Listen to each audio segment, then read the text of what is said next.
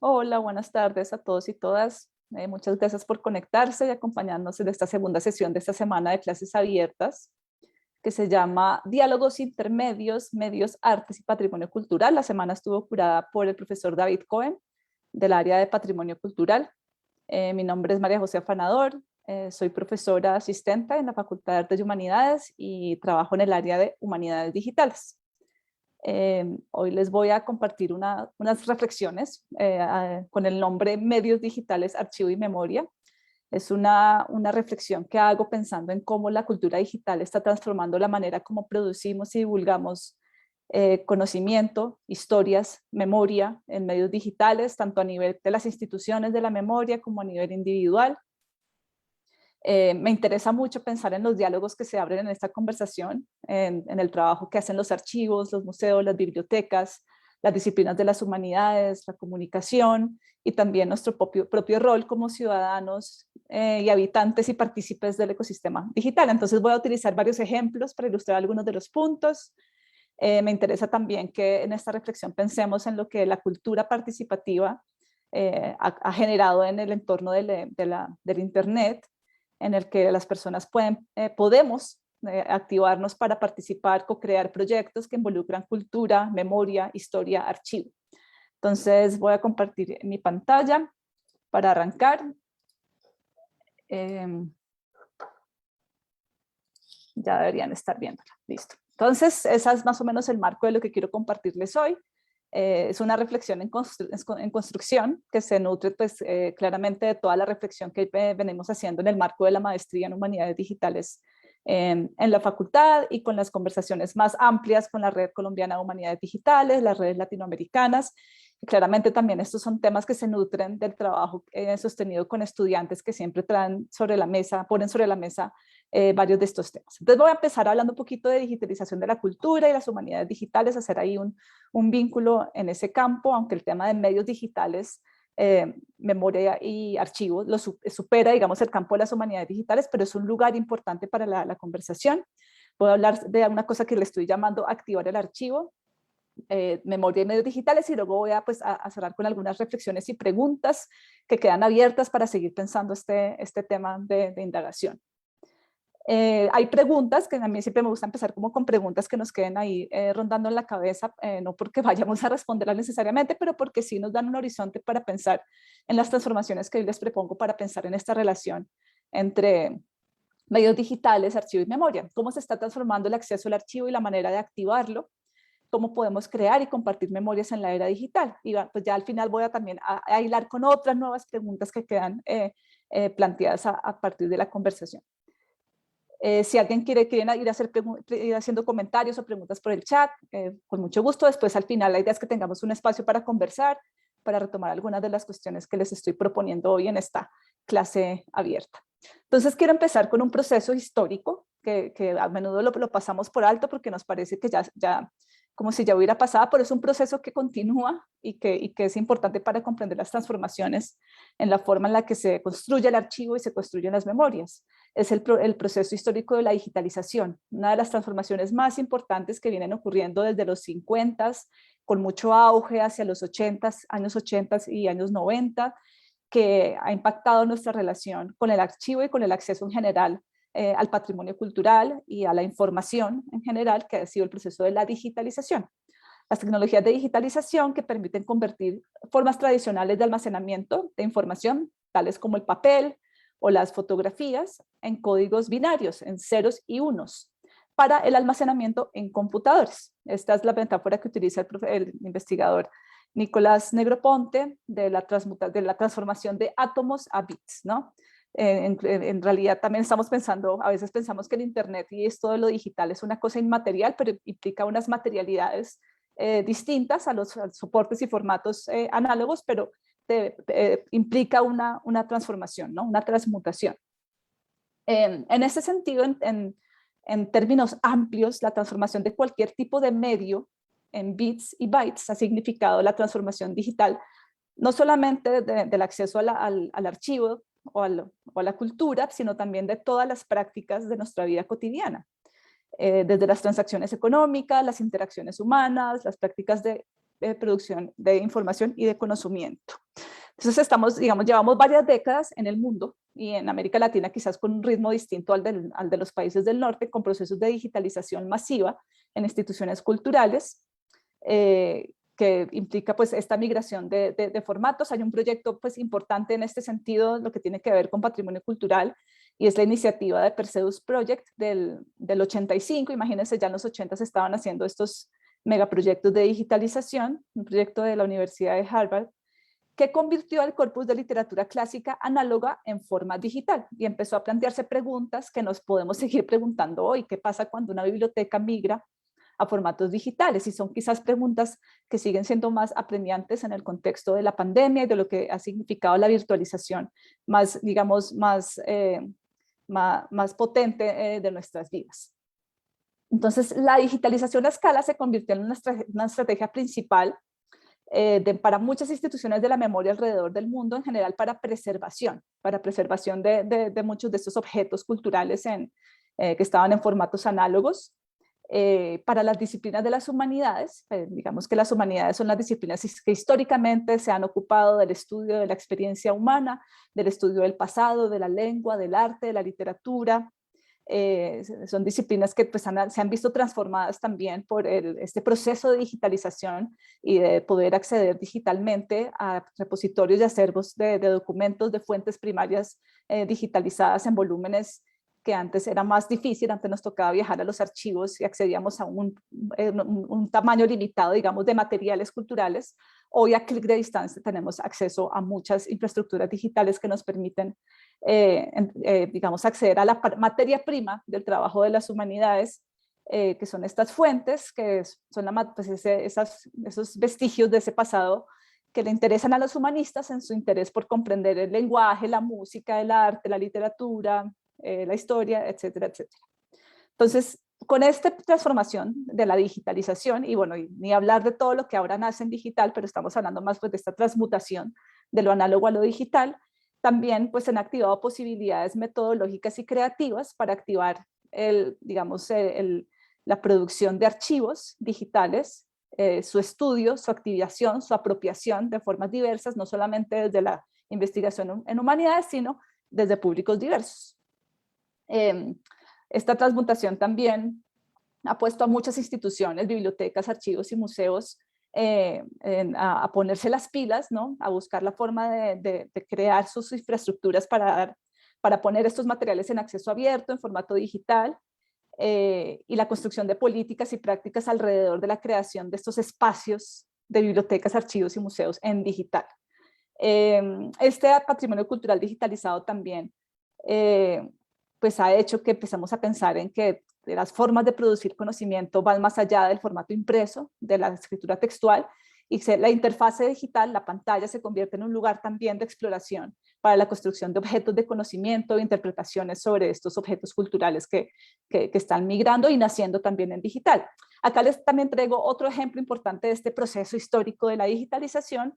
Es el ejemplo de Google Books, que nace en el 2004 y es hoy quizás la biblioteca digital más grande del mundo, con un estimado de más de 25 millones de títulos. Un proceso, digamos, de una envergadura sorprendente, que es importante pensarlo, digamos, en el marco de este proceso de digitalización y también del rol que juegan los monopolios tecnológicos, las grandes corporaciones en estos procesos. Más adelante voy a dar algunas puntadas sobre este problema. La mano humana nos recuerda que este proceso de la digitalización y digamos, del uso de las tecnologías para migrar materiales culturales a formatos digitales es un proceso donde la tecnología no tiene agencia por sí misma, ¿no? Esto es parte, digamos, es una creación humana, una evidencia también de que hay una materialidad detrás de estas transformaciones tecnológicas, que detrás de esas transformaciones hay hardware, hay sistemas de plataformas, estándares, los mismos cables submarinos que nos conectan en el mundo y nos llevan los datos de internet por cables submarinos de cobre, es como un momento importante también cuando hablamos de medios digitales, es que pensemos en qué consiste el Internet, el sistema sociotécnico más importante que existe hoy, sobre el cual se monta estos procesos y esas transformaciones en las que se transforman las maneras como nos relacionamos, construimos y hacemos archivo y memoria en entornos digitales. Entonces ahí como una notica para decir que cuando hablamos de lo digital es importante comprender lo que compone estas infraestructuras digitales del Internet, de la computación, de la World Wide Web.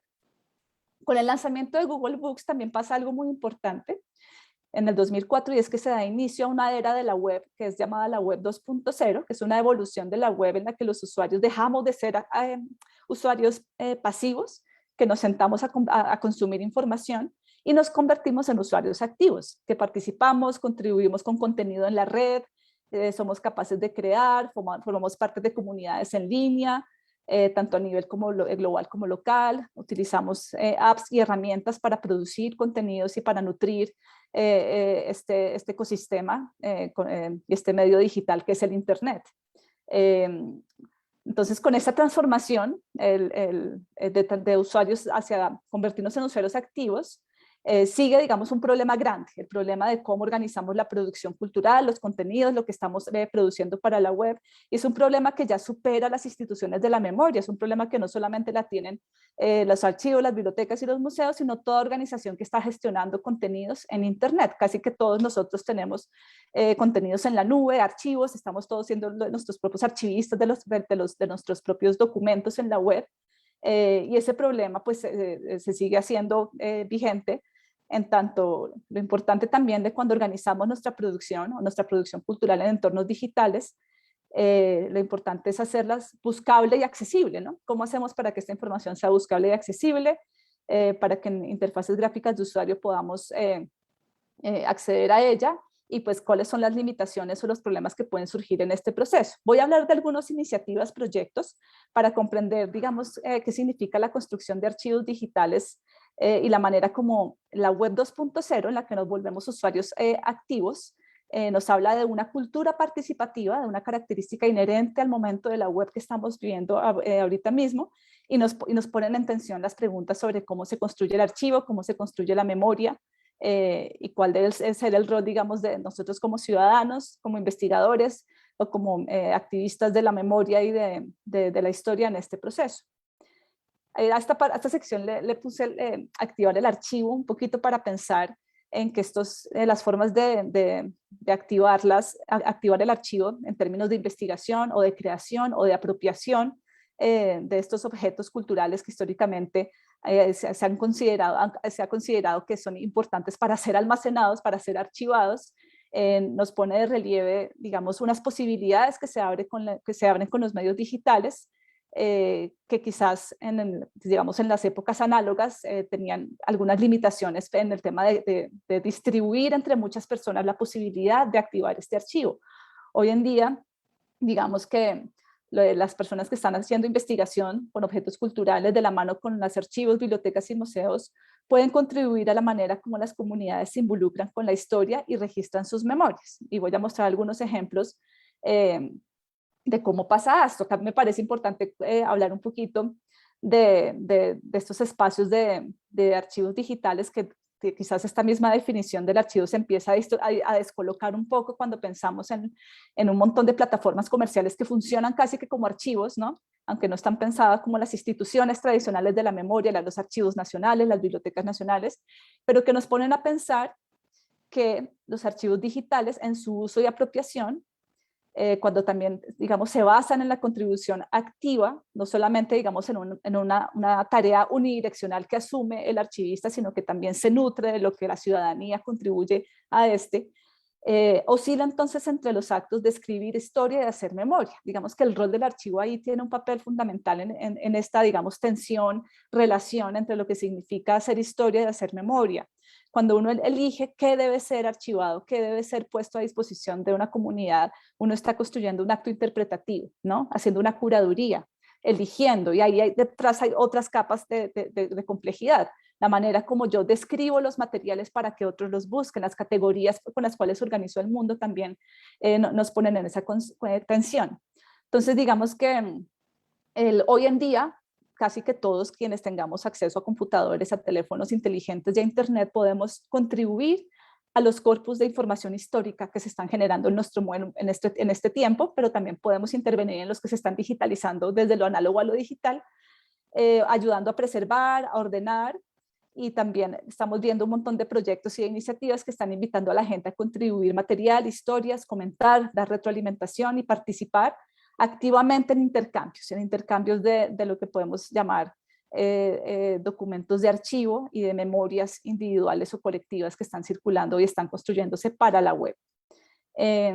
Acá tengo unos ejemplos. Primero voy a dar unos ejemplos del campo de las humanidades digitales, que ya tiene una trayectoria de varios proyectos que han involucrado a comunidades para que lleven a cabo tareas relacionadas con estos archivos que se están digitalizando. Acá tenemos un ejemplo del proyecto Transcribe Bentham. Es una iniciativa en línea para transcribir los manuscritos del filósofo inglés Jeremy Bentham, y es un proyecto en el que los investigadores le piden a la comunidad que ayuden con tareas tales como transcribir, registrar, crear contenido, etiquetar algunos de los documentos, corregir o modificar contenido, contextualizarlo, ayudar con contextualización, con catalogación, con comentarios, y es un ejercicio interesante cuyo objetivo pues es que la gente se involucre con un patrimonio y active, digamos, de alguna manera una estrategia de apropiación de este archivo que no solamente es potestad de los investigadores que lo estudian, sino que es patrimonio de toda la ciudadanía. Y digamos que los medios digitales permiten una interacción que en otros momentos, digamos, hubiera sido un poco más difícil de lograr. En el caso colombiano tenemos el caso de la catalogación colaborativa de la Fundación Histórica Neogranadina, que también es un modelo que involucra a estudiantes, investigadores, aficionados, a contribuir en la catalogación de documentos notariales de los siglos XVI, XVII y XVIII. Es un ejemplo también de convocar a una comunidad de personas a que se conecten en estas plataformas que están diseñadas para permitir estas interacciones, para que activen o se conecten o apropien el archivo en capacidades que tienen que ver con lo que se llama el crowdsourcing, ¿no? Una comunidad distribuida que hace una serie de tareas en las que contribuye en el colectivo, digamos que una estrategia también de inteligencia colectiva, a activar estos archivos. Otro ejemplo interesante de esta activación de comunidades de usuarios alrededor de archivos históricos o colecciones digitalizadas de patrimonio cultural es este que se llama el Metadata Games, que es un proyecto conjunto entre varias instituciones como la Biblioteca Británica, la Biblioteca Pública de Boston, la Biblioteca Digital de América y otras, creo que hay más instituciones ahí. Es un juego de código abierto que funciona como un modelo también de crowdsourcing, en el que en español crowdsourcing le diríamos algo así como colaboración abierta distribuida, donde los usuarios interactúan con 45 colecciones digitalizadas de estas instituciones que están alojadas en esas instituciones, y el juego le pide a la comunidad que ayude a describir imágenes, videos, audios y textos que han sido digitalizados por estos archivos, bibliotecas y museos, con el objetivo de obtener descripciones valiosas. Digamos que la lógica detrás de este proyecto es que entre más personas del común ayuden a ponerle etiquetas o descriptores a estos objetos culturales, el público general va a encontrarlas más fácilmente. Es muy diferente los criterios de catalogación de un experto catalogador de museo, las etiquetas, digamos, de los vocabularios controlados que se usan para catalogar objetos culturales, que lo que una persona del común puede usar como hashtag, como lo que hacemos quienes tenemos Instagram o quienes estamos en algunas de las redes, esos descriptores que usamos para que la gente encuentre la información. Entonces, el objetivo es ese. El proyecto cree que pedirle a la gente del común utilizar sus etiquetas va a ser más fácil que otras personas puedan descubrir y aprovechar los materiales. Entonces, fíjense que hay muchos proyectos que han digitalizado miles y miles y miles de documentos, pero nadie los usa, nadie se conecta con ellos, es muy poquita la gente que los encuentra. Entonces ese problema de cómo hacer la información buscable y recuperable para activarla es uno de los grandes problemas de esas infraestructuras digitales donde habitan archivos de toda naturaleza. Y bueno, este es un ejemplo de cómo se puede activar también las tecnologías de la información para conectar redes de personas y a participar en un ejercicio de apropiación de patrimonio cultural y generar valor en las colecciones, ¿no? En el momento en que hay una interacción con ellas, se le llenan de etiquetas, se genera un poco más de valor, ¿no? De diferentes puntos de vista. Un ejemplo que me encanta es un concurso anual que hace varias instituciones también de la memoria, entre ellas la Biblioteca Pública Digital de América, bueno, de Estados Unidos, europeana, que es la gran infraestructura también de patrimonio cultural de Europa, también otra que se llama Digital NZ, que es de Nueva Zelanda, y otra de Australia. El concurso se llama GIF It Up, y es organizado por esas instituciones, invitando a los usuarios a crear archivos en formato GIF. El formato GIF es un formato increíble porque si hay un formato que ha sobrevivido desde los primeros días de la web, de los años 90 hasta el presente, es el formato GIF. Entonces uno puede decir, este es un gran formato para seguirlo activando porque a diferencia de otros, digamos, plataformas y programas como Flash, que ya salió de uso, el formato GIF sigue siendo, digamos, uno de esos formatos que no va a desaparecer. Le piden entonces en este concurso a los usuarios que reutilicen materiales de patrimonio cultural digitalizado que están en las colecciones de estas bibliotecas. Y le piden que lo hagan haciendo estos ejercicios de animar el archivo. Me parece muy bonita la metáfora de animar el archivo en el sentido de que en el momento en que una comunidad de usuarios entra a una de estas bibliotecas digitales o archivos digitales y empieza a hacer búsquedas, empieza, digamos, a desarrollar una cierta alfabetización informacional, porque buscar información también requiere unas capacidades, unas competencias y unas habilidades. Les pide también que hagan un ejercicio de activación creativa de este patrimonio en formato GIF. También un ejercicio de cultura participativa que invita a animar el archivo por medio del remix, de la remezcla de objetos culturales. De la remezcla de objetos culturales que contribuye a una apropiación de estas en ejercicios creativos de narrativas digitales. Acá hay otros ejemplos de este concurso de GIF It Up. Ahí también está la referencia para que pues, se metan y exploren más, porque hay unos ejercicios bien interesantes de activar y de animar literalmente el archivo. En Colombia tenemos unos ejemplos interesantes y chéveres para pensar también cómo es que se activan los medios digitales para la construcción, apropiación y activación del archivo, o inclusive para pensar también cuáles son esos objetos culturales que vale la pena archivar y rescatar del momento contemporáneo de cultura digital que estamos viviendo. No sé si conocen ustedes esta página de Historia de Colombia en Memes. Es un ejemplo también de apropiación, remezcla y construcción de una comunidad. Es una página que tiene ya más de 90.000 seguidores en Facebook, que construye, digamos, esta comunidad alrededor de unos objetos culturales como son los memes. Es una forma también de construir una conversación sobre historia de Colombia, porque los memes también son comentarios sobre momentos de la historia de Colombia, tanto contemporánea como pasada, porque la página está llena de memes que exploran también pasados, en un entorno conectado en red, en una comunidad, digamos, distribuida, que nos recuerda, entre otras cosas, nos recuerda la importancia de pensar el meme como problema histórico y cultural. Y creo yo que cuando hablamos de medios digitales, archivo y memoria, los investigadores, personas que estamos interesadas en la circulación de la cultura, tenemos que ponerle mucho cuidado a digamos, fenómeno que son los memes. Por eso me parece un ejemplo chévere para seguir pensando en ese problema. Otro ejemplo que está famoso últimamente, no sé cuántos de ustedes lo conocen, obviamente toca tener Instagram para estar más conectado con este proyecto, es un ejemplo de reutilización de colecciones patrimoniales del Banco de la República en la cuenta de Instagram del Banred Cultural del Banco de la República, con los stories de Instagram que los llevan, digamos, activando en este proyecto de Bicentenario, con chistes, memes, referencias culturales, personajes históricos de momentos centrales del proceso de la independencia, y es un proyecto que en términos de circulación ha tenido un éxito gigante.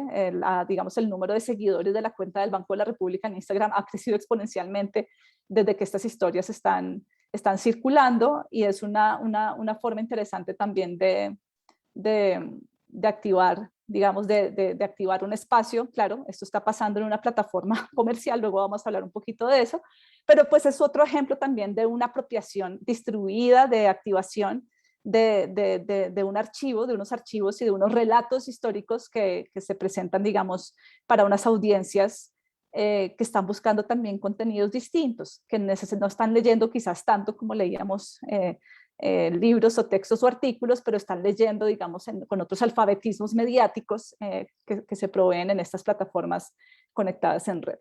Entonces acá, bueno, unos ejemplos ahí como para ponerlos sobre la mesa y para decir aquí que es importante que los investigadores y quienes estamos interesados en el mundo de la cultura miremos con cuidado qué es lo que está pasando con medios digitales y activación de archivo, patrimonio cultural, qué está pasando acá.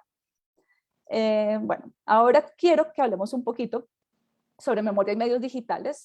Aquí hay varias preguntas que nos podríamos hacer.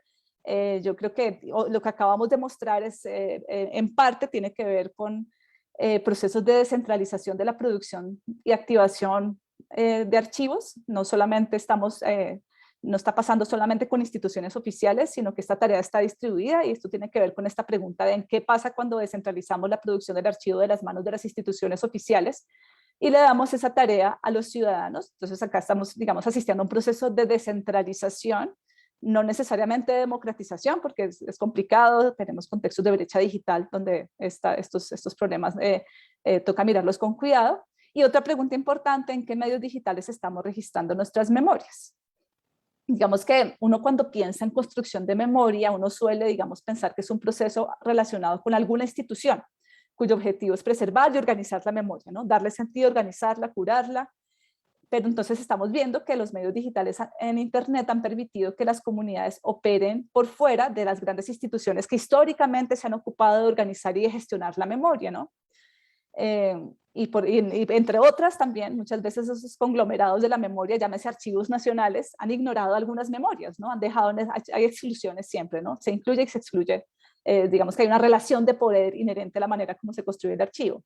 Entonces uno podría decir que con la web 2.0 y con ella las redes sociales han traído una, entre comillas, democratización de la memoria, pero pues eso también hay que mirarlo con cuidado. Si bien uno puede decir, se están desdibujando las distinciones entre los lugares institucionalizados de la memoria, como los archivos, bibliotecas y museos, y los espacios para la preservación y divulgación de la memoria en Internet, ahí pues hay unas cosas para pensar. Hay una cita que quería traer de este libro que sí, se los recomiendo si quieren, para seguir pensando en esta relación entre medios y memoria, que es de Joan Garde Hansen, donde ya digamos este argumento es tremendo para pensar. Los medios de comunicación en forma de prensa, televisión, cine, fotografía, radio y cada vez más internet son las principales fuentes de registro, construcción, archivo y difusión de las historias públicas y privadas de principios del siglo XXI. Fíjense que este es un libro ya de 2011, casi que parece que con la velocidad en la que los cambios tecnológicos están ocurriendo, 2011 ya es viejo, ¿no? Pero fíjense que para este momento estamos hablando ya de la difusión de historias públicas y privadas, la construcción de archivo, cada vez más ocurriendo en Internet, ¿no? Acá tenemos estos otros medios, pero Internet está volviéndose como el gran gigante, ¿no? El medio de comunicación del siglo XXI. En esta pregunta es pues, importante pensar en cuáles son las implicaciones de que esto esté pasando, no solamente en Internet en general, sino en qué lugares del Internet. Entonces, fíjense que acá hay una cosa interesante en la pregunta sobre la descentralización de los espacios para la memoria y para los lugares, digamos, descentralizados de la memoria, están ocupando varios espacios de lo que son, digamos, las llamadas redes sociales. Este es un ejemplo de la página de Facebook de Humans of New York, también pues, tiene millones de seguidores. La página es una página que registra historias de personas del común. El fotógrafo y curador de la página va por las calles, identifica personas del común, charla con ellos y captura estas historias, estas narrativas de vida y una fotografía, unas narrativas, digamos, unas memorias de un archivo, digamos, de personas del común. En esta plataforma de Facebook. Tanto Facebook como Instagram, TikTok y otros operan entonces como infraestructuras de registro de memorias y empiezan a componer un acervo de datos culturales e históricos. Se me preguntan en 20 años qué fuentes vamos a utilizar para escribir la historia de nuestro tiempo, del tiempo que vivimos hoy, pues las redes sociales es un lugar fundamental para esta, digamos, minería de datos para construcción de estas fuentes históricas. Sin embargo, acá es importante preguntarnos cuál digamos, nosotros podríamos decir, bueno, no, esto lo que está haciendo es democratizar y podemos pararnos en un lugar de utopismo tecnológico, digamos que estos archivos digitales distribuidos en los que todos podemos hacer uso de estas plataformas para dejar nuestros propios rastros, huellas de la memoria, nuestra vida en Internet, y que de alguna forma se cumple este ideal democrático con el que nació Internet. Sin embargo, hay preguntas también para hacernos ahí. ¿Cuál es el rol de las organizaciones comerciales, llámense esas grandes, digamos, empresas de Silicon Valley, que están involucradas en registrar, producir, almacenar, archivar, crear y hacer accesibles de memorias de importancia local, nacional y global, ¿no? En este sentido, los monopolios sobre los que los ciudadanos, instituciones e investigaciones están construyendo archivos y escribiendo memorias, plantean preguntas éticas, muchas veces incómodas, sobre las implicaciones de que millones de memorias personales se compartan diariamente en plataformas comerciales. También porque sabemos que acá, digamos, nosotros somos usuarios para estas plataformas y somos potenciales consumidores, ¿no? En el tema de la datificación y de la construcción de perfiles, digamos, psicológicos de usuario, sabemos que nuestra información, los datos que estamos dando, nuestras memorias personales, se pueden monetizar, claro, para los grandes monopolios, incluyendo riesgos de privacidad, de vigilancia, que es importante pensar. Y acá hay una cuestión que nos plantea Juan Luis Suárez, sobre digamos que la importancia de que pensemos que ha llegado el momento de desarrollar una ética de los límites digitales que nos ayuden a determinar qué queremos que sea digital y qué queremos que sea analógico, físico, de nuestra existencia personal y en nuestras instituciones de convivencia. La pregunta de la ética de los límites digitales, ¿no? Hay como una fiebre, ¿no? De ponerlo todo, publicarlo todo, digitalizarlo todo, ¿no? Pero importante empezar a hacernos esa pregunta.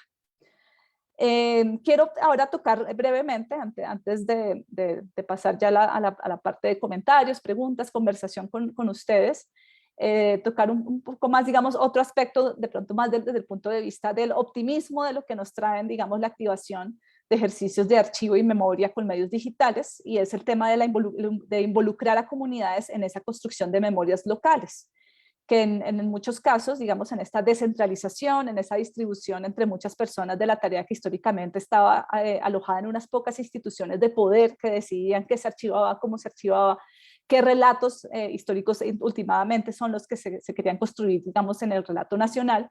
Vemos, digamos, la posibilidad de que en esta distribución de la tarea de crear archivo y memoria, se cuestionan las narrativas históricas dominantes que a menudo se construyen a partir de archivos oficiales que permiten miradas construidas desde arriba. Entonces, cuando uno piensa en la construcción de archivos desde comunidades y cómo se pueden potenciar los medios digitales en este camino, es interesante para repensar el rol también de lo que históricamente han hecho las bibliotecas, los archivos y los museos, que no solamente como repositorios de memorias que excluyen, sino como espacios donde el uso de la tecnología digital puede activar procesos, desde el punto de vista optimista, claro, activar procesos que contribuyan a transformar esas narrativas históricas, sobre todo en contextos vulnerables y en países como el nuestro, que está lleno de desigualdades estructurales, históricas, que se siguen reproduciendo, ¿no? Entonces hay como una beta interesante para mirar acá, y es el tema de los archivos comunitarios. Archivos comunitarios en los que en comunidades de diverso índole se empiezan a crear, recolectar, procesar, curar, preservar y hacer accesibles colecciones relacionadas con la historia de una comunidad en particular. En el contexto español hay unos ejemplos interesantes de archivos comunitarios que se han construido, digamos, independientemente de cualquier institución oficial, en tanto también pues tenemos acceso a los medios de producción de espacios web que permitan también la curaduría y la construcción de archivos, digamos también con el objetivo de darle participación a personas y comunidades en la construcción de sus propias memorias y patrimonios locales, ya más enfocados como a lugares, ¿no? A lugares y a experiencias de vida.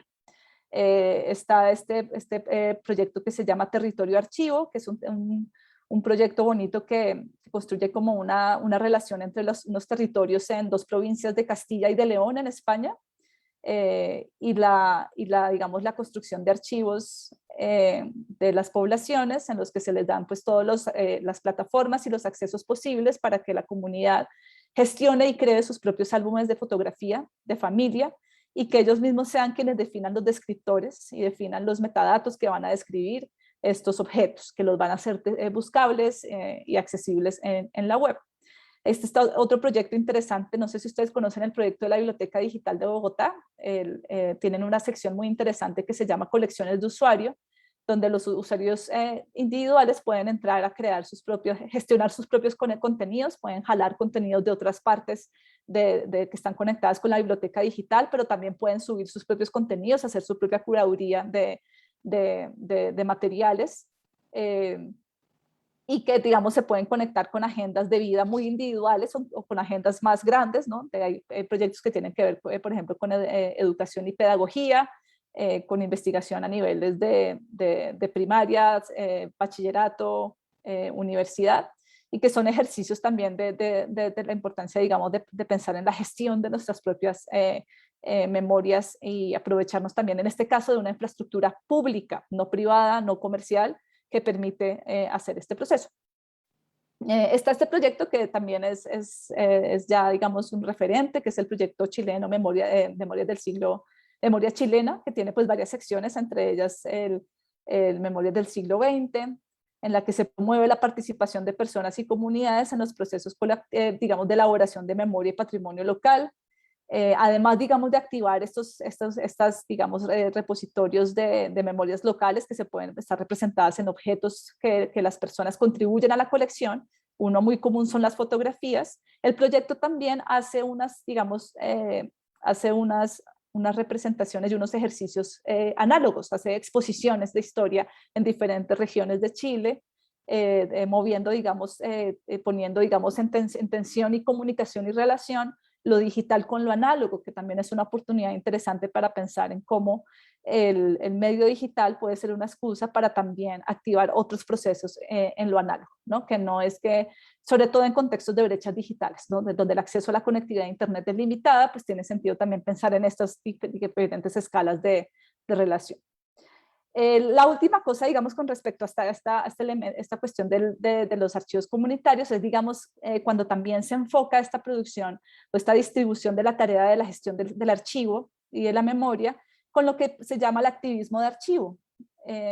Digamos que acá hay una ruta alternativa para que unas comunidades tomen decisiones sobre lo que tiene valor para ellas, de ser, digamos, preservado, para moldear, digamos, su memoria colectiva, su propio pasado, pero también para activar el archivo digamos, en defensa o en apoyo de alguna causa de justicia social. Digamos que acá hay un ejemplo claro: el archivo de historias de lesbianas existe para recopilar, preservar y proporcionar acceso a los registros de vidas y actividades de una comunidad de lesbianas, y con la idea de documentar también una historia que está llena de, digamos, de atropellos y de vulneraciones a los derechos humanos. En últimas también como un ejercicio que puede ayudar y apoyar digamos, a estos sectores para impulsar cambios, por ejemplo, en políticas públicas, a partir, digamos, de esta gestión de sus experiencias. También está este otro archivo, el Archivo para la Justicia, el South African History Archive Trust, más conocido con sus siglas SAHA. Es un archivo independiente dedicado a documentar, apoyar y promover una mayor conciencia de las luchas pasadas y contemporáneas por la justicia a través de la práctica archivística. Entonces, fíjense que el archivismo, digamos, el activismo de archivo enfocado hacia promover y defender los derechos humanos, ¿no? Entonces, que el archivo no es una cosa de allá del pasado, el archivo también se puede activar para, digamos, apoyar estas causas de justicia social contemporáneas. Y pues tenemos acá el caso colombiano del Archivo Virtual de los Derechos Humanos, que sabemos para el caso colombiano está claramente conectado con unos retos que tenemos como sociedad de construcción de paz, de reparación, de justicia, y de construir pues un futuro en el que la violencia no sea, digamos, la forma principal de tramitar nuestras diferencias. Entonces, fíjense que en esta gestión, digamos, del archivo y de la memoria también tiene pues varias conexiones y varias formas de activarse en estas dimensiones.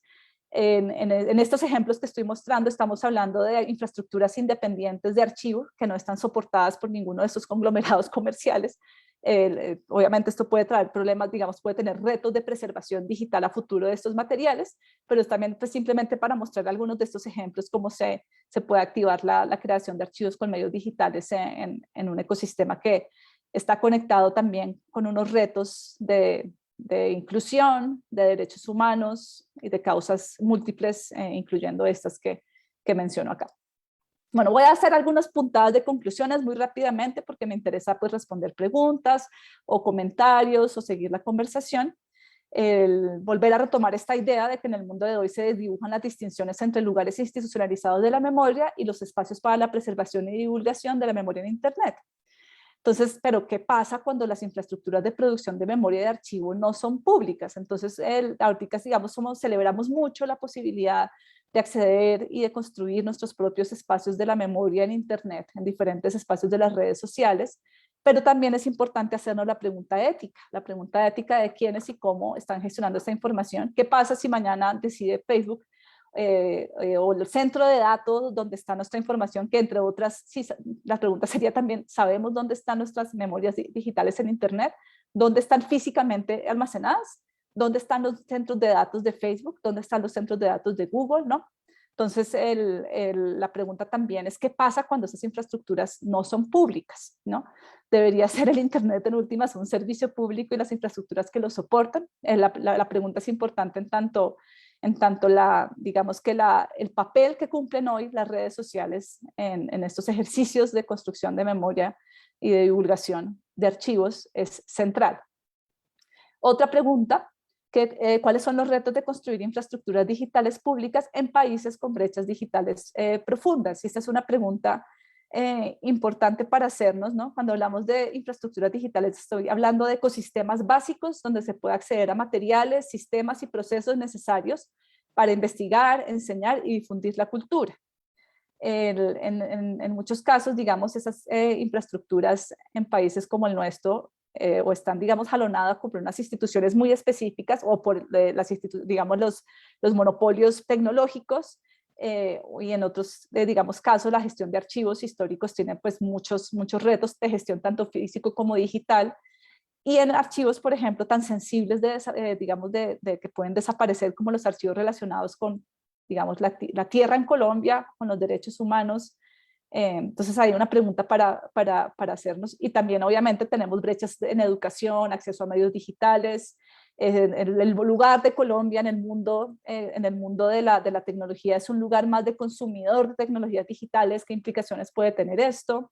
Y qué miradas singulares y tensiones podemos pensar al respecto.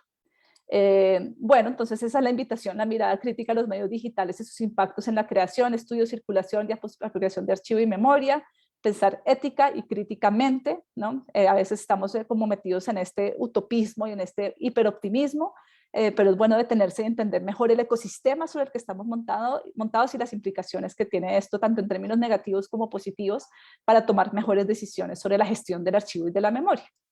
Bueno, voy a dejar ahí para escuchar algunas preguntas y poder tener una conversación. Les agradezco mucho. Voy a dejar de compartir mi pantalla en este instante. Y voy a mirar acá en el chat porque veo que ya hay varias preguntas interesantes. Espérense que se me perdió. Ah, ya lo encontré. Listo. Veo acá entonces que en Facebook Anthony Echeverry nos pregunta: ¿qué recomendación me puede dar para guardar archivos digitales en el tiempo? Hasta el momento solo utilizo memorias USB de 1 tera y los abro cada 6 meses. Esa es una pregunta muy importante, la pregunta de cómo almacenamos y cómo preservamos nuestra información, digamos, y cuáles son las mejores estrategias de preservación digital de todo lo que nosotros producimos y construimos. Casi que nos obliga a volvernos unos archivistas, así no sepamos cómo, y ahí hay decisiones, digamos, que uno puede tomar. Uno puede pensar, bueno, el soporte de memoria, digamos, de hardware, de la memoria de USB, es una buena opción, pero siempre es buena opción tener las cosas en dos lados. Yo recomiendo combinar, quizás en el soporte de hardware, del disco duro externo o en la USB, pero también en la nube, ¿no? Hay varios servicios hasta cierto punto gratuitos, ¿no? Entonces, claro, uno dice, no, listo, voy a subir todos mis documentos al Google Drive. Hasta cierto punto pues uno tiene acceso gratuito, aunque eso de lo gratuito pues toca mirarlo con cuidado, porque igual uno digamos, le acepta unos términos y condiciones con los servicios de almacenamiento, pero vale la pena investigar dónde más puede uno tener soportes, ¿no? Esa es una pregunta importante de cómo gestionamos nuestros propios archivos personales, Y yo pues sí recomendaría combinar todas las formas de lucha, el hardware, pero también poder subir, tener materiales en la nube y tener esa práctica de hacer como backups cada cierto tiempo, ¿no? Yo igual, así sea juiciosa, yo he perdido información, ¿no? Cuando uno migra información de un lado a otro, siempre hay riesgos de pérdidas, entonces es importante pues uno tener su propia, digamos, política de preservación digital.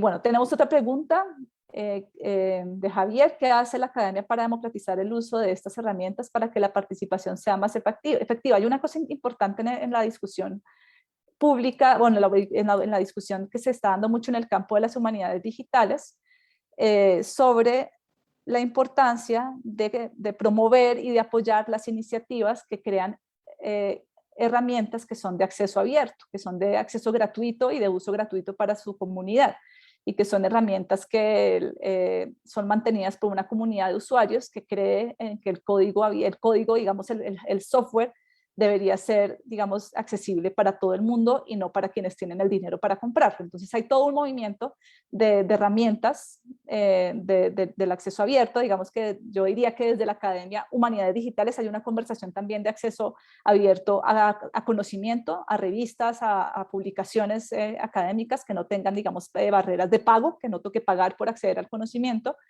Y yo creo que hay una cosa importante en esa pregunta también, la parte para que la participación sea más efectivo. Hay un problema y es el problema de la alfabetización digital, de esas habilidades y competencias que son necesarias para poder sacarle el jugo, digamos, a los medios digitales de una manera que construyamos también un capital cultural, un conocimiento que nos permita también de alguna forma tener mejores oportunidades laborales y digamos, de estar en redes de conocimiento. Y yo creo que la educación siempre va a ser una de estas herramientas para que la participación sea más efectiva en términos de sacarle más jugo a los medios digitales para pues cualquiera que sea el objetivo que tengamos. Veo acá también una pregunta de María Fernanda. La puesta en marcha de este tipo de proyectos implica temas de derechos de autor para la difusión web de la documentación archivística. ¿Hay alguna política web o conoces algunos principios para tener en cuenta al respecto? Esta también es una pregunta súper importante porque hablamos de circular información, de poner, digamos, nuestras memorias o de gestionar archivos o hacer procesos de digitalización de archivos análogos para ponerlos en digital, pero hay que tener varias consideraciones de cuál es la situación legal de los documentos o de los contenidos que estamos digitalizando para ser accesibles en Internet. Digamos, por ley en Colombia, pues existe la cuestión del dominio público, que si son materiales que fueron producidos hace más de 80 años, pueden estar circulando sin tener que pedirle permiso, digamos, a sus creadores, pero si son de 80 años para acá, sí tiene que haber una gestión de derechos de autor. Hay que tener, pues, ojo, digamos, asesorarse con personas como la Fundación Carisma, como la gente de Creative Commons, para pensar también en cuáles son las licencias con las que vamos a hacer accesibles nuestros materiales en la web, si van a ser para uso solamente educativo, no comercial. Ahí existen pues todas una serie de licencias posibles con las que uno puede poner la información disponible en la web. Y hay pues unas preguntas también. El marco legal en Colombia está un poquito como atrasado en esos sentidos, pero si hay un sitio y unas personas que han estado jalonando mucho esta conversación, es la Fundación Carisma. Yo recomiendo mucho asesorarse con lo que está pasando allá. Claramente esto del Creative Commons, esos licenciamientos es una cosa que está establecida en Estados Unidos, pero que ya muchas instituciones alrededor del mundo y muchas personas están utilizando las licencias para darle, digamos, los permisos de uso a los materiales. Si ustedes se dan cuenta, cuando entran a Wikipedia, siempre que hay imágenes en Wikipedia, van a encontrar siempre la referencia de qué licencia tienen, ¿no? Cómo se pueden utilizar, cuál es el uso posible en términos, digamos, de uso comercial, no comercial. Y esa es una consideración que pues siempre, si uno está en un proyecto que tiene que ver con esto, siempre es bueno asesorarse con las personas con los abogados y las personas que saben de derechos de autor y asegurarse, digamos, de que no está uno, digamos, vulnerando algún derecho. Hay proyectos, digamos, digitales o publicación de archivos que se detienen en tanto no tienen los permisos de los dueños de las imágenes que se van a publicar todavía resueltas. Esto puede conllevar problemas legales, ¿no? Entonces esa es una consideración siempre a tener en cuenta también en el planteamiento de un proyecto. Hay cosas, digamos, vacíos en la ley. Hay algunos archivos patrimoniales que son huérfanos, que no se sabe el autor, que son anónimos, que no hay un familiar vivo para pedirle los derechos de reproducción de la obra, y la ley colombiana no contempla, por ejemplo, que uno pueda adoptar la obra huérfana y como después ponerlas disponibles en, digamos, en entornos digitales, ¿no? Esos son unos vacíos que yo creo que poco a poco, en tanto nos empapemos más de lo que implica construir y producir objetos, contenidos para la web, es importante que la ley vaya, digamos, cerrando esos huecos y que las personas que estamos trabajando en gestión de objetos culturales, artefactos culturales, también nos preocupamos por pensar esa pregunta. Bueno, yo diría eso como elementos generales. No sé si haya más comentarios, preguntas, recomendaciones, pues ahí hice varias puntaditas por varios lados. La idea es un tema que pues, a mí me interesa mucho seguirlo pensando, también seguir concientizando la importancia que tenemos como ciudadanos de comprender el ecosistema digital en el que operamos todos los días. Y eso implica entender pues, cómo opera el Internet, entender que en el mundo de lo digital se reproducen muchas desigualdades y que si bien se abre la puerta para democratizar y para que muchos podamos acceder, las brechas digitales siguen siendo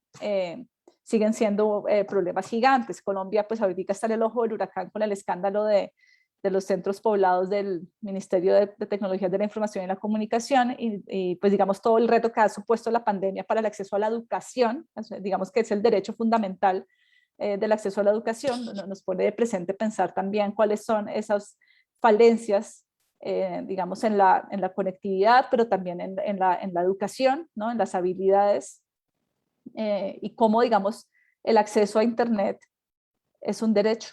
Es un derecho que si no lo tengo, se vulnera, digamos, mi derecho a la educación, que es lo que ha estado pasando para muchos niños y jóvenes, sobre todo de contextos rurales, que no han podido participar o sacarle el jugo a este ecosistema digital del cual hablé, digamos, en esa doble capacidad desde lo optimista, pero también desde lo crítico y las preguntas éticas que debemos hacernos.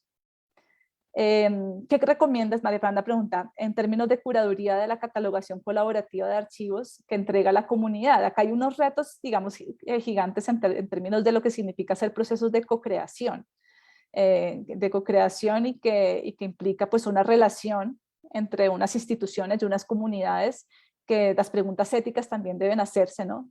Son preguntas de ¿qué le está dejando este proyecto a la comunidad? ¿Cuál va a ser la relación que voy a establecer en este sentido? ¿Qué lineamientos vamos a construir para que la curaduría de la catalogación, digamos, tenga unos mínimos vocabularios controlados y unos mínimos lineamientos para que esto sea eventualmente buscable, accesible y descubrible en Internet? Entonces, una parte importante puede ser pensar en procesos de gestión de esos archivos con la misma comunidad. Claramente no todas las comunidades van a tener el interés de meterse ahí, pero sí hay unos ejercicios interesantes como los que mostré, digamos, el Metadata Games, de pedirle a su comunidad que le ponga palabras claves a sus materiales, que sean ellos quienes den las primeras, digamos, puntadas de con qué vocabulario vamos a describir estos objetos, ¿no? O cómo vamos a permitir que este archivo se active de una manera que tenga sentido y que el valor que le pone la comunidad a ese archivo no se pierda en el proceso de gestionarlo para ponerlo en Internet, sino que algo quede de esa forma en la que concibe la misma comunidad su patrimonio. Creo que hay preguntas para hacerse. Digamos que la pregunta también de qué incluimos y qué excluimos y por qué, hacer esa reflexión también éticamente, críticamente, hacer transparente las decisiones que se tomen. La transparencia metodológica creo que es un principio fundamental también en estos ejercicios. Bueno, muchas gracias por esos comentarios y preguntas. No sé si hay algo más por ahí que quede pendiente. Si no hay nada por ahí, pues les agradezco. Les cuento, esto que les conté hoy digamos, una exploración en marcha, que me interesa seguir nutriendo en conversaciones, con preguntas como las que me hacen, porque creo que es un tema que debemos pensar entre, digamos, miradas interdisciplinarias, intersector, intergeneracionales, para pensar críticamente estos problemas. Les agradezco entonces. Ay, bueno, no, aquí tenemos otro comentario, entonces venga, miro rápidamente. ¿Cómo curar este tipo de documentación desde las instituciones de la memoria? Sí, esa es una pregunta importante. Importante también teniendo en cuenta quiénes y cómo y desde qué contextos contribuyeron con los materiales, ¿no? Y que tanto esas formas vernáculas de comprenderlos pueden también nutrir los procesos que se llevan a cabo desde el lugar institucional. Rafael pregunta, ¿las referencias físicas, documentales y hemerográficas seguirán siendo las fuentes esenciales primarias, que no serán sustituidas por la digitalización, que en su tecnología está la obsolescencia y volatilidad de su permanencia de la información en el tiempo? Si uno se pone a pensar en lo frágil que son los soportes digitales, uno dice, por favor, cuidemos como tesoros, digamos, la referencia física, el objeto análogo, ¿no? Que si bien hay riesgos, claro, sí, que las goteras, que la humedad, que un incendio, que etcétera, etcétera, pues tiene una problemática grande, pero también nosotros nos hemos dado cuenta que muchos objetos digitales y muchas páginas donde se alojan estos materiales son frágiles, los servidores cambian, cada rato no entra nuevo a repositorios digitales y ya no funciona el servidor. Entonces la pregunta por la preservación digital, porque si la tecnología se hace obsoleta, es volátil, no tenemos, yo creo que todavía hace mucha falta que las instituciones de la memoria y en general todas las instituciones gestionando información tengan políticas claras de preservación digital, cómo hacemos estos materiales sostenibles, preservables en el tiempo. Entonces creo que es importante seguir manteniendo una política fuerte de sostenibilidad de los soportes físicos de todo, ¿no? En tanto lo digital es muy frágil, es súper frágil y esa pregunta de la preservación hay que seguírsela haciendo. Muchas gracias por ese comentario, Rafael, y muchas gracias a todas y todos por conectarse y espero que se sigan conectando al resto de las clases de esta semana que va a estar buenísima. Ya les recuerdo que el tema de la semana es diálogos intermedios, medios, artes y patrimonio cultural, y va a haber pues unas charlas muy interesantes para que conozcan también un poquito de lo que hacemos en la facultad y en la escuela de posgrados de la Facultad de Artes y Humanidades, en la intersección entre artes, patrimonio cultural, humanidades digitales. Muchas gracias a todas y todos por conectarse.